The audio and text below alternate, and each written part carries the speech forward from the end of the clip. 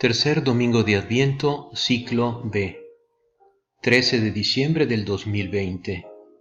Juan capítulo 1, versículos 6 al 8 y 19 al 28. En el primer punto meditamos: apareció un hombre enviado por Dios que se llamaba Juan. Juan vino como testigo para dar testimonio de la luz, para que todos creyeran por medio de él. Él no era la luz, sino el testigo de la luz. Este es el testimonio que dio Juan, cuando los judíos enviaron sacerdotes y levitas desde Jerusalén para preguntarle: ¿quién eres tú? Él confesó y no lo ocultó, sino que dijo claramente: yo no soy el Mesías. ¿Quién eres entonces?, le preguntaron. ¿Eres Elías? Juan dijo: no. ¿Eres el profeta? Tampoco, respondió. Ellos insistieron: ¿quién eres para que podamos dar una respuesta a los que nos han enviado? ¿Qué dices de ti mismo?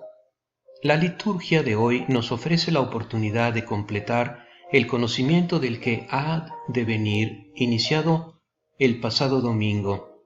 A los títulos de Cristo e Hijo de Dios, con los que el evangelista Marcos nos hablaba el domingo pasado sobre el ser o la persona de Jesús, se añade hoy el título de Salvador, que nos habla de su actuar, es decir, de la salvación.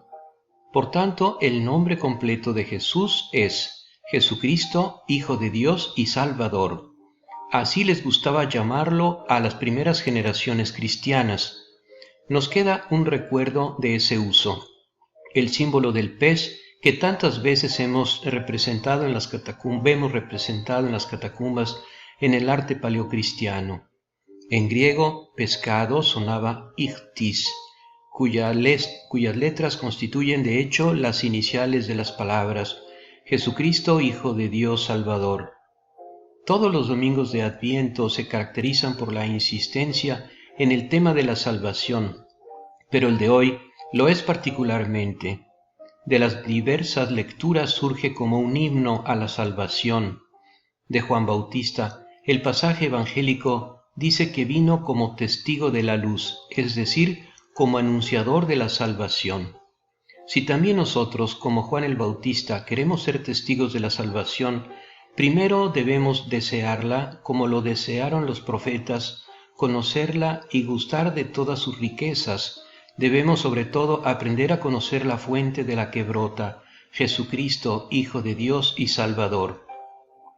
Hay dos formas posibles de hablar de la salvación: una de parte de Dios, es decir, de la propuesta de salvación que desciende de arriba; el otro parte del hombre, es decir, de la expectativa de salvación que se eleva desde abajo. Los cristianos debemos empezar siempre desde el principio.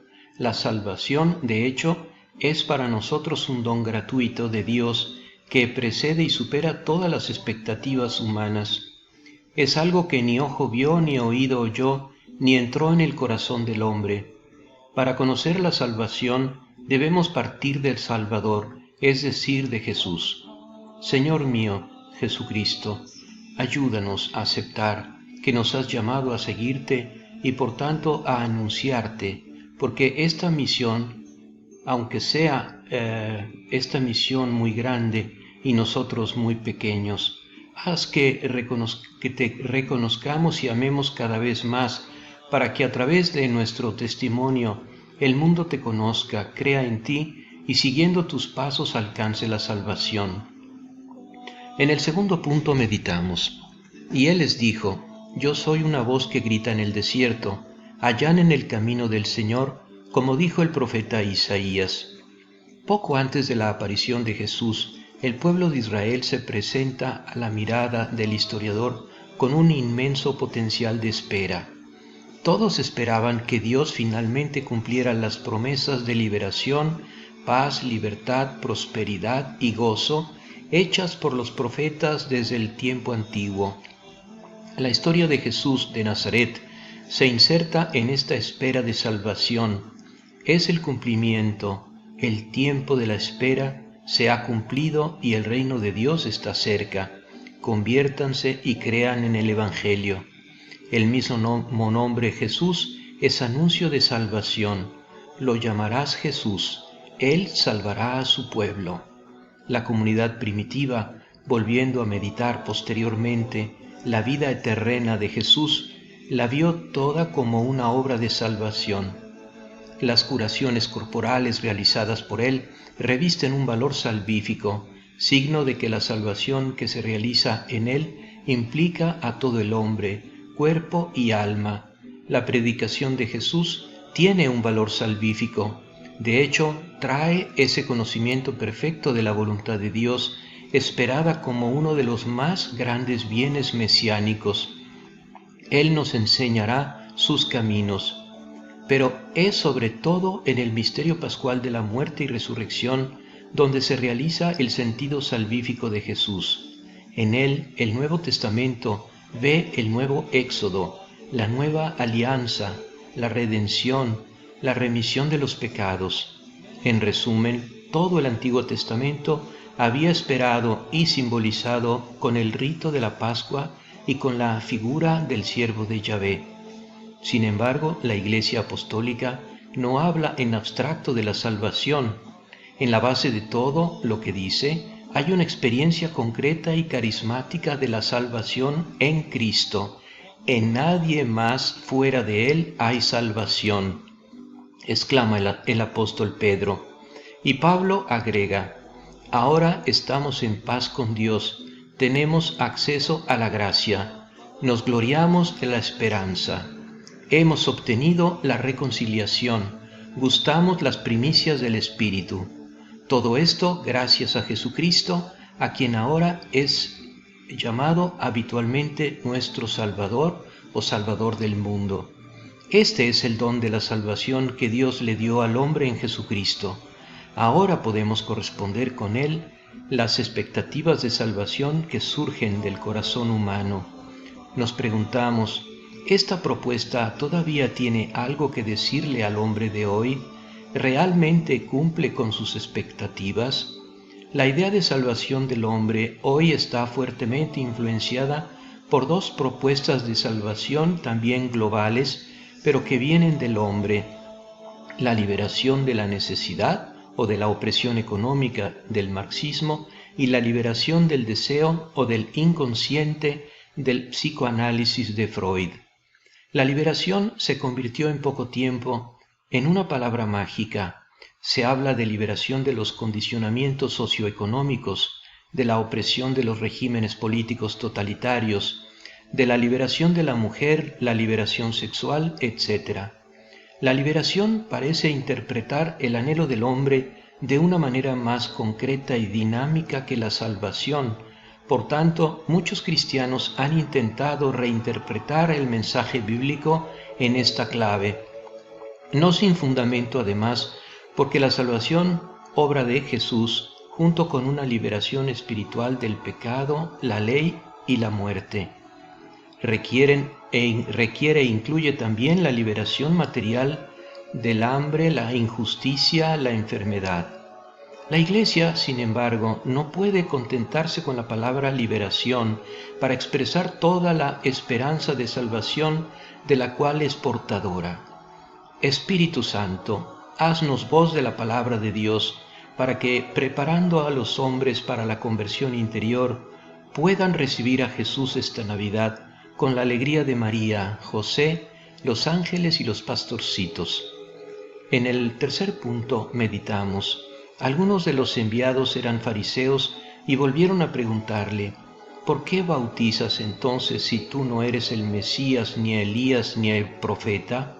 Juan respondió, yo bautizo con agua, pero en medio de ustedes hay alguien al que ustedes no conocen. Él viene después de mí, y yo no soy digno de desatar la correa de su sandalia. Todo esto sucedió en Betania, al otro lado del Jordán, donde Juan bautizaba. Debemos buscar una palabra nueva, comprensible como la palabra salvación, pero menos gastada por el uso, igualmente dinámica de salvación, pero menos sectorial y ambigua que ella. Esta palabra existe, está en la Biblia, de hecho se encuentra entre los más comunes de la Biblia, en todo caso, la que el evangelista Juan coloca constantemente, donde otros autores sitúan la salvación, la palabra vida. La vida es para la salvación como lo concreto es para lo abstracto y lo verdadero es para la verdad. Todo lo que Dios quiere para el hombre se resume en la palabra vida. Yo soy el que vive, dice el Señor. No quiero la muerte, sino la vida. La gloria de Dios, escribió San Ireneo, es el hombre vivo. Pero incluso desde el punto de vista del hombre, ¿hay algo que pueda hablarle más eficazmente a su corazón que la vida? ¿Qué quiere el hombre sino vivir?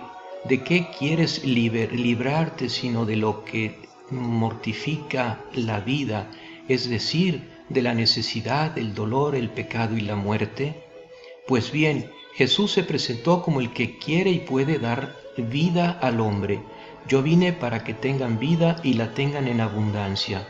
Su carne, su ser, es todo pro mundi vita, es decir, para que el mundo tenga vida. Se trata de una vida que tiene su suprema realización en la esfera del espíritu, pero que se funda sin solución de continuidad en la vida biológica, psíquica y social del hombre. Cristo multiplica el pan para la vida del cuerpo, luego da su cuerpo para la vida del alma. Es una vida eterna que por tanto responde al deseo incontenible del hombre, para quien, como decía San Agustín, no basta con vivir bien, porque quiere vivir siempre. Esta es la promesa que nos hizo, la vida eterna. Debemos redescubrir la fuerza de este anuncio de vida para proponerlo al hombre de hoy que tiene sed de él. Nuestra sociedad actual está amenazada por los fermentos de la muerte, desde el entorno amenazado por la muerte biológica hasta la voluntad de morir que se expresa en las drogas y en la voluntad de matar que se expresa en el aborto y la violencia. La eficacia y la relevancia de la salvación anunciada por los cristianos se mide hoy en este terreno, es decir, en la capacidad de contrarrestar esta lógica de muerte en el nombre de Jesucristo, Hijo de Dios y Salvador, que dio al mundo su propia vida. La Iglesia tiene razón en alegrarse en este tiempo de Adviento por haberse vestido con las vestiduras de la salvación, envuelto en el manto de la justicia. Pero esto no es suficiente. También debe hacer brotar la salvación ante todos los pueblos, como un jardín hace brotar semillas. Debe ser levadura de vida entre los hombres. Es nuestra tarea como cristianos. El Adviento nos lo recuerda, la Eucaristía renueva nuestra certeza porque sabemos anunciarla a nuestros hermanos que están tristemente sentados en las sombras de la muerte. María, Madre nuestra, danos la gracia de la humildad para redescubrir a tu Hijo y mostrarlo como el único Salvador del mundo, nuestra única esperanza de felicidad, de paz plena y duradera. Amén.